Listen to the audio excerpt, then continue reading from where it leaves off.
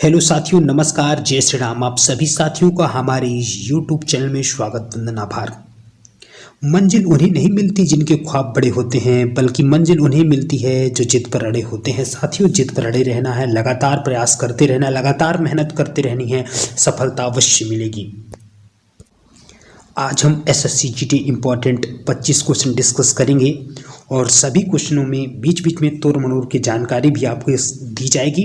तो आपके सामने है पहला प्रश्न, वन नीति के अनुसार कितने प्रतिशत क्षेत्र वनों से आच्छादित होना चाहिए? जी हाँ साथियों, वन नीति के अनुसार कितने प्रतिशत क्षेत्र वनों से आच्छादित होना चाहिए? Option A 15%, option B 25%, option C 33% या ऑप्शन डी 20%। तो वन नीति के अनुसार कितने प्रतिशत क्षेत्र वनों से आच्छादित होना चाहिए? तो इसका राइट आंसर हो जाएगा ऑप्शन सी 33%। जो क्षेत्र होते हैं वन नीति के अनुसार 33% जो क्षेत्र हैं वो वन आच्छादित होने चाहिए। यदि आपसे कोई पूछे राष्ट्रीय वन नीति, जी हाँ, यदि अपन से कोई पूछता है राष्ट्रीय वन नीति कब बनाई गई थी, तो ध्यान रखना है राष्ट्रीय वन नीति कब आई थी? 1988 में राष्ट्रीय वन नीति बनाई गई थी। तो ये भी ध्यान रखना है, राष्ट्रीय वन नीति 1988 में बनाई गई थी। और ध्यान रखिएगा वन्य संरक्षण नियम, क्या ध्यान रखना है? वन्य संरक्षण अधिनियम जो आया था कब आया था? वन संरक्षण अधिनियम जो आया था कब आया था? तो 1972 में वन संरक्षण अधिनियम आया था। ये भी ध्यान देना अपन को। अगला कोई पूछे पर्यावरण संरक्षण, जी हाँ, पर्यावरण संरक्षण अधिनियम कब आया था? पर्यावरण संरक्षण अधिनियम, जी हाँ, पर्यावरण संरक्षण अधिनियम कब आया था? 1986 में। ये भी आपको ध्यान रखना है। यदि अपन से कोई बात करे प्रोजेक्ट टाइगर, जी हाँ, प्रोजेक्ट टाइगर यदि कोई पूछेगा तो उसका आंसर क्या हो जाएगा? प्रोजेक्ट टाइगर का आंसर, प्रोजेक्ट टाइगर जो आया था 1973 में। जी हाँ, वन नीति के अनुसार कितने प्रतिशत क्षेत्रों को वन आच्छादित किया गया? तो इसका राइट आंसर हो जाएगा 33% क्षेत्रों को। कोई अपन से पूछता है राष्ट्रीय वन नीति कब आई थी? 1988 में। वन संरक्षण अधिनियम कब आया था? 1972 में। पर्यावरण संरक्षण अधिनियम कब आया था? 1986 में। प्रोजेक्ट टाइगर अधिनियम आया था 1973 में। चलिए चलते हैं अगले प्रश्न की तरफ। अगला प्रश्न है आपके सामने, इसका राइट आंसर हो जाएगा 33%। विधान परिषद के सदस्य के लिए न्यूनतम आयु कितनी होनी चाहिए? जी हाँ, विधान परिषद का सदस्य होने के लिए न्यूनतम आयु कितनी होनी चाहिए? 25 वर्ष, 30 वर्ष, 35 वर्ष या 40 वर्ष? तो विधान परिषद के सदस्य होने के लिए न्यूनतम आयु कितनी होनी चाहिए? विधान परिषद के यदि आपको सदस्य होना है तो इसकी आयु के लिए आपको कितना होना चाहिए, ये आपको ध्यान रखना है। इसका होने के लिए आपको 30 वर्ष आयु चाहिए। विधान परिषद सदस्य होने के लिए आपको 30 वर्ष का होना चाहिए। तो विधान परिषद का सदस्य होने के लिए 30 वर्ष आपकी आयु होनी चाहिए। राज्यसभा का भी यदि आपको सदस्य होना है, किसका? राज्यसभा का भी यदि आपको सदस्य होना है तो भी आयु आपको कितनी चाहिए? 30 वर्ष होनी चाहिए। तो राज्यसभा का सदस्य भी बनने के लिए आपको आयु कितनी होनी चाहिए? राज्यसभा का सदस्य होने के लिए आपको आयु 30 वर्ष चाहिए। 25 वर्ष आयु किसके लिए होनी चाहिए? जब आपको लोकसभा का सदस्य बनना हो या बनना हो आपको विधानसभा का सदस्य, क्या बनना हो? विधानसभा का सदस्य, तो भी आयु आपको कितनी चाहिए? 25 वर्ष होनी चाहिए। 35 वर्ष की आयु किसके लिए होनी चाहिए? राष्ट्रपति बनने के लिए आपकी आयु कितनी होनी चाहिए? 35 वर्ष। या आपको बनना हो राज्यपाल, तो आयु कितनी होनी चाहिए? कम से कम राज्यपाल भी बनने के लिए आपकी आयु कितनी होनी चाहिए? 35 वर्ष। तो इसका राइट आंसर क्या हो जाएगा? विधान परिषद का सदस्य बनने के लिए न्यूनतम आयु कितनी होनी चाहिए? 30 वर्ष होनी चाहिए। चलिए चलते अगले प्रश्न की तरफ। अगला प्रश्न है आपके सामने, प्रश्न नंबर 3। यदि दोस्तों आप लोग को वीडियो हमारी अच्छी लग रही है तो हमारे चैनल को लाइक, सब्सक्राइब और शेयर जरूर करिएगा। डार्विन की जो पुस्तक थी on the origin of species कब प्रकाशित हुई थी? 1849 में, 1859 में, 1869 में या 1879 में? तो डार्विन की जो पुस्तक on the origin of species थी वो कब प्रकाशित हो गई थी? तो इसका राइट आंसर हो जाएगा 1859 में। जी हाँ, ऑप्शन बी इसका राइट आंसर हो जाएगा। डार्विन की जो पुस्तक on the origin of species थी वो कब प्रकाशित हुई थी? 1859 में। ऑप्शन बी इसका राइट आंसर हो जाएगा। डार्विन की पुस्तक on the origin of species कब प्रकाशित हुई थी? 1859 में। चलिए चलते अगले प्रश्न की तरफ। अगला प्रश्न है आपके सामने, दक्षिण भारत की सबसे बड़ी नदियां निम्नलिखित में से एक को छोड़कर बंगाल की खाड़ी में विलीन होती है? जी हाँ, दक्षिण भारत की कौन सी सबसे बड़ी नदियां हैं जो बंगाल की खाड़ी में विलीन होती है? गोदावरी, नर्मदा नदी, महानदी या फिर कृष्णा नदी? जी हाँ, दक्षिण भारत की सबसे बड़ी नदी जो इनमें से एक को छोड़कर बंगाल की खाड़ी में विलीन होती है तो आपको ध्यान रखना है। आपको थोड़ा सा मैं बता दूं, भारत की ज़्यादातर नदियां बंगाल की खाड़ी में ही जाती हैं।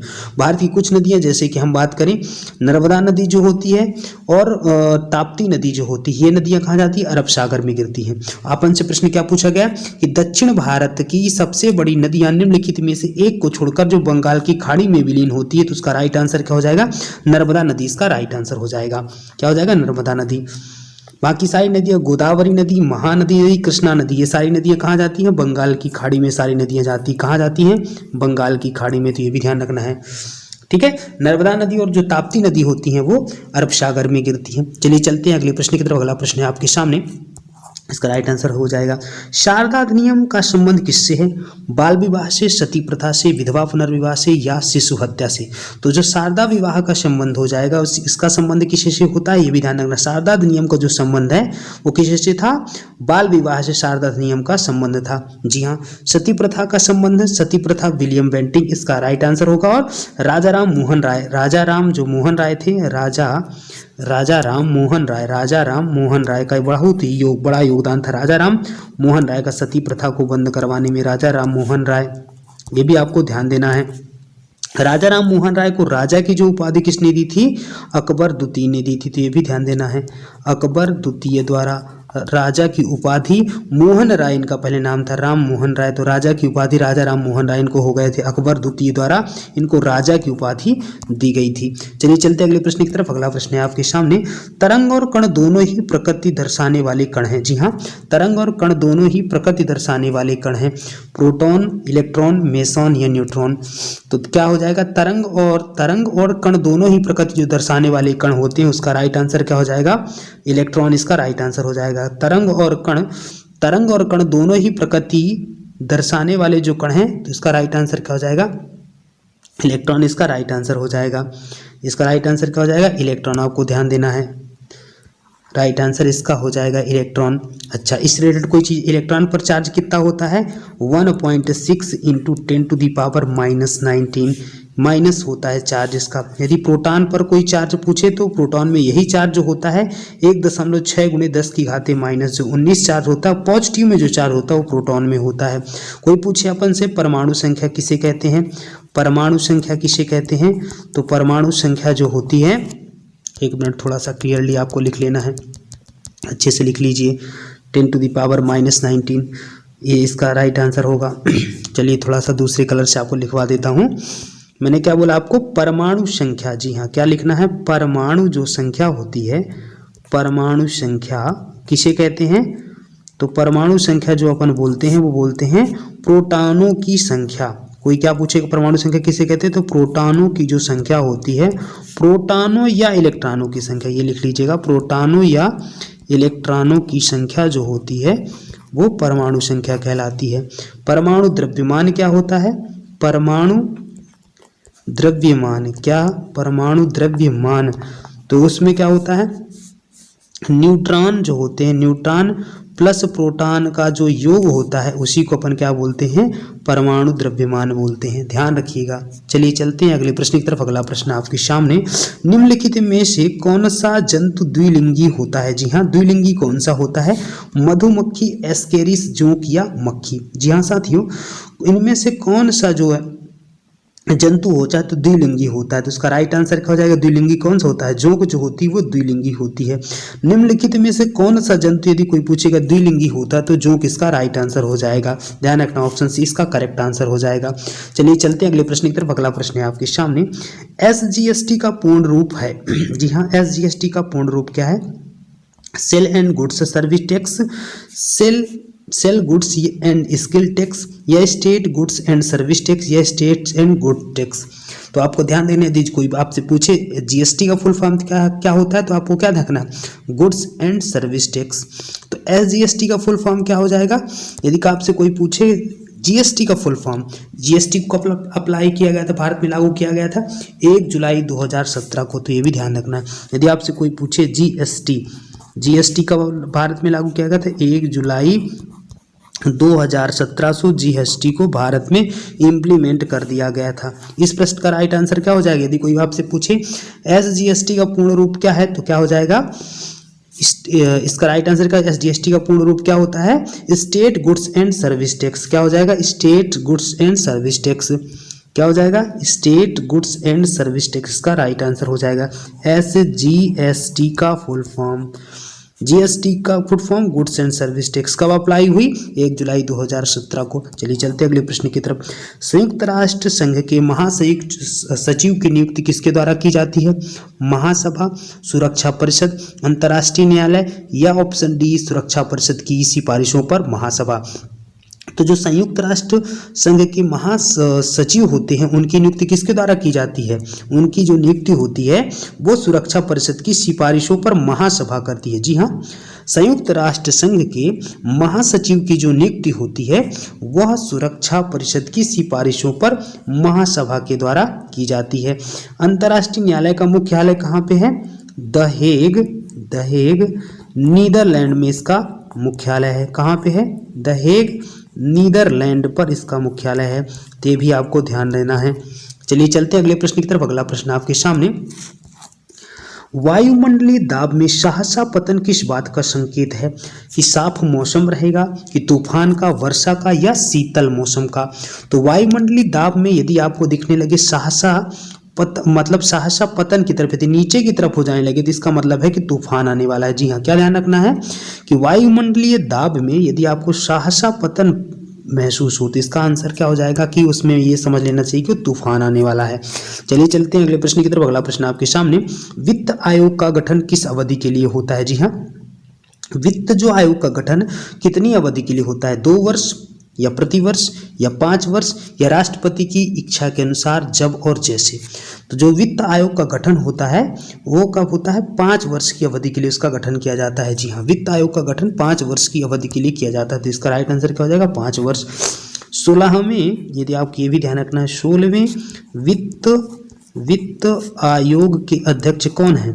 16वें जो वित्त आयोग के अध्यक्ष कौन हो जाएंगे? अरविंद पनगड़िया। क्या ध्यान रखना है? अरविंद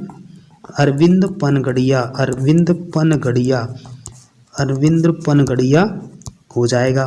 चलिए चलते हैं अगले प्रश्न की तरफ। तो वित्त आयोग कितने वर्ष के लिए नियुक्त किया जाता है? 5 वर्ष के लिए। 16वें वित्त आयोग के अध्यक्ष कौन है? अरविंद पनगड़िया। चलिए चलते हैं अगले प्रश्न की तरफ। अगला प्रश्न आपके सामने, मस्तिष्क के किसी भाग में शरीर के ताप को नियंत्रण करने का केंद्र होता है? जी हाँ, मस्तिष्क के किस भाग में शरीर के ताप को नियंत्रण करने का केंद्र होता है? अग्र मस्तिष्क, अनुमस्तिष्क, प्रमस्तिष्क या हाइपोथैलेमस? तो मस्तिष्क के किस भाग में शरीर के ताप को नियंत्रण करने का काम होता है? तो इसका आंसर क्या हो जाएगा? हाइपो जो थैलेमस होता है वो मस्तिष्क के ताप को नियंत्रित करने का केंद्र होता है। ठंड गर्म भी हमको इसी से पता चलता है, हाइपोथैलेमस से। चलिए चलते अगले प्रश्न की तरफ। अगला प्रश्न, इसका राइट आंसर क्या हो जाएगा कि मस्तिष्क के किस भाग में? तो हाइपोथैलेमस, ऑप्शन डी इसका राइट आंसर हो जाएगा। चलिए चलते अगले प्रश्न की तरफ। पेट्रोल में टेट्रा एथिल, यदि अपन से कोई पूछे पेट्रोल में टेट्रा एथिलेट निम्नलिखित में से किस कारण से मिलाया जाता है? तो इसका राइट आंसर क्या हो जाएगा? Option D. इसके एंटोनॉकिंग दर को बढ़ाने के लिए पेट्रोल में हम लोग टेट्रा एथिलेट मिलाते हैं। जी हाँ, एंटोनॉकिंग दर को बढ़ाने के लिए। चलिए चलते हैं अगले प्रश्न की तरफ। अगला प्रश्न आपके सामने, गन्ने की शक्कर को ग्लूकोज तथा फ्रक्टोज में जल अपघटित करने वाला एंजाइम कौन है? जो गन्ने की शक्कर होती है, गन्ने की शक्कर को ग्लूकोज और फ्रुक्टोज में जल अपघटित करने वाला एंजाइम कौन सा है? लाइपेज, इन्वर्टेज, जाइमेज या डायस्टेज? तो इस प्रश्न का राइट आंसर क्या हो जाएगा? जो गन्ने की शर्करा को ग्लूकोज तथा फ्रक्टोज में जल अपघटित करने वाला एंजाइम कौन सा होता है? इन्वर्टेज जो हो जाएगा उसका राइट आंसर हो जाएगा। ऑप्शन बी इसका राइट आंसर हो जाएगा। जी हाँ, गन्ने की जो शक्कर को ग्लूकोज तथा फ्रक्टोज में जल अपघटित करने वाला एंजाइम कौन सा होता है? इन्वर्टेज इसका राइट आंसर हो जाएगा। ऑप्शन बी इसका राइट आंसर हो जाएगा।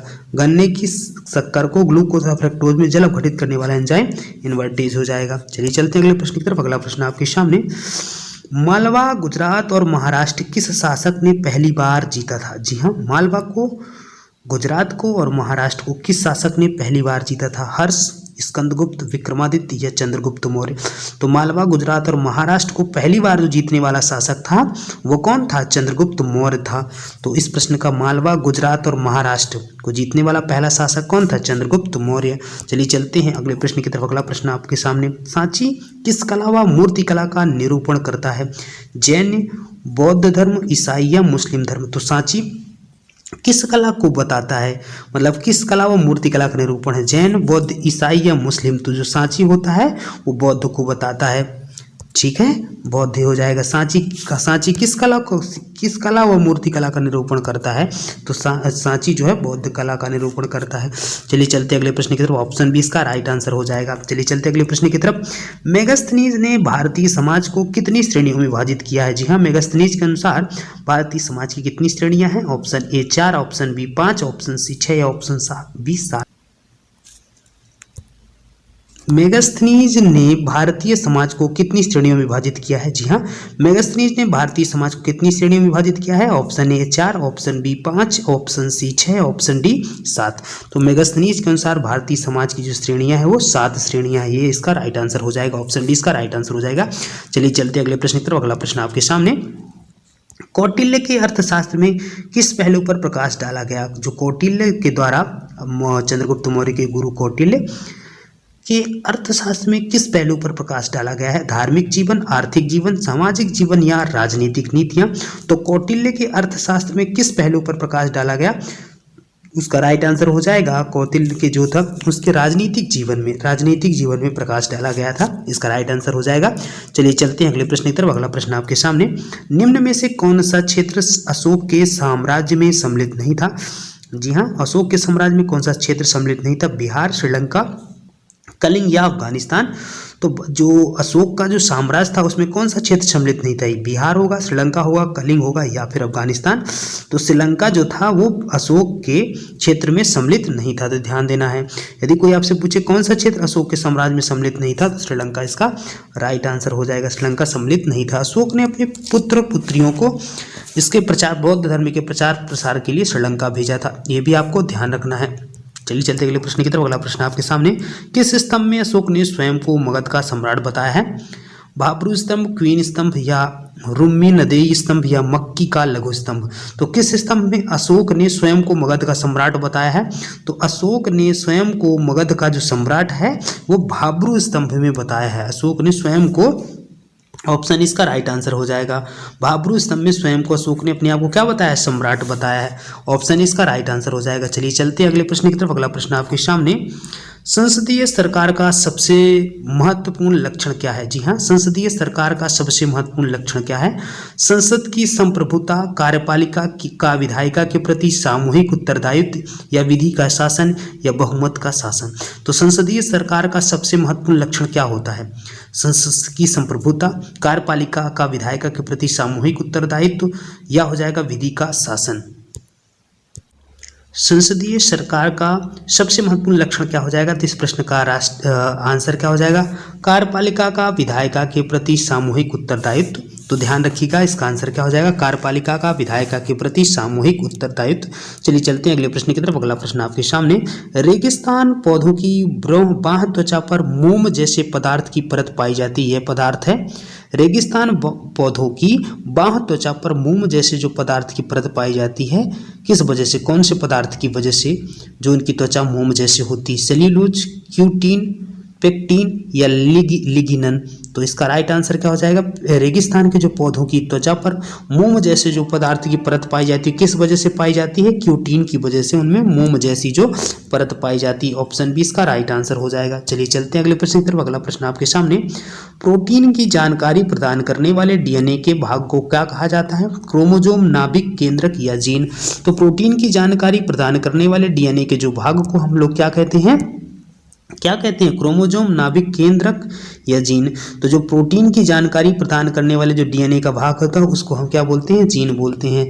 तो ऑप्शन डी इसका राइट आंसर हो जाएगा। चलिए चलते हैं अगले प्रश्न की तरफ। अगला प्रश्न आपके सामने, पौधों के लिए सबसे अच्छा उर्वरक कौन सा होता है? Compost, ammonium sulphate, super phosphate of lime या यूरिया। तो पौधों के लिए सबसे अच्छा उर्वरक कौन सा होता है? पौधों के लिए सबसे अच्छा उर्वरक जो होता है वो कंपोस्ट होती है। कंपोस्ट खाद जो होती है वो पौधों के लिए सबसे अच्छी उर्वरक होती है। तो क्या हो जाएगा इस प्रश्न का राइट आंसर कि पौधों के लिए, यदि आपन से कोई पूछे पौधों के लिए सबसे अच्छा उर्वरक कौन सा होता है, तो कंपोस्ट इसका राइट आंसर हो जाएगा। ऑप्शन इसका राइट आंसर हो जाएगा, कंपोस्ट सबसे अच्छा उर्वरक होता है। चलिए चलते अगले प्रश्न की तरफ। किस पिंड का वेग समरूप कहा जाता है? जी हाँ, किस पिंड का वेग समरूप कहा जाता है? वेग का सिर्फ मान नियत रहे, वेग की सिर्फ दिशा नियत हो, वेग का मान और दिशा दोनों नियत हो, या वेग का मान और दिशा दोनों परिवर्तनशील हो।